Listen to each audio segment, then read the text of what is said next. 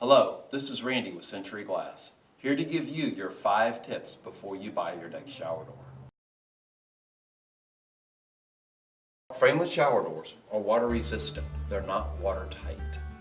There are gaps between the panel and the door and between the hinge side and the door that will allow a little bit of water to get out either while you are taking your shower or while you are cleaning the shower. There are some things that we can do to help minimize the gap between the door and the panel. In this case, we've installed an astragal, which is a piece that blocks the water from the inside coming out.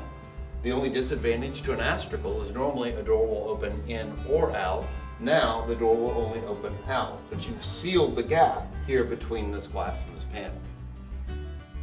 Tip number 2, we always want your curb to be tilted into the pan just a little bit.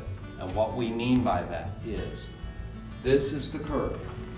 So whoever is installing your tile, installing your granite or your culture marble, we want to make sure that this piece is leaning into the pan ever so slightly. Doesn't have to be a major lean, just ever so slightly, because water is going to follow the path of least resistance. And any water that comes off that door and gets onto the curb will flow back into your pan and not run out a gap that will be over here or over here that we talked about in tip number 1. Tip number 3, you always want to make sure that your controls that you turn your shower on and off with are on the same side as your door hinge.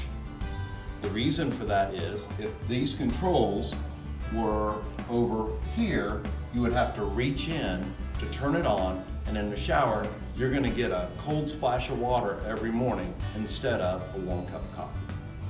Tip number 4, make sure when you plan your shower, and if you've got a tight bathroom, that the door is not going to interfere with a toilet.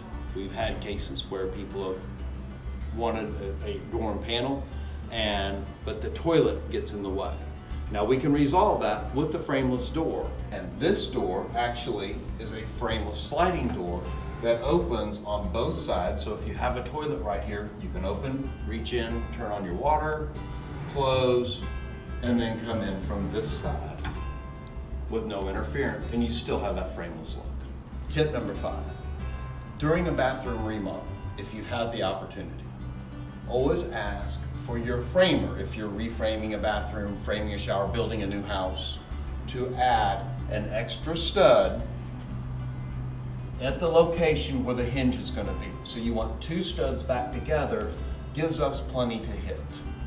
In most cases, if we're going into tile, the door right behind it is more than enough to support a frameless shower wall. But you can never be too cautious.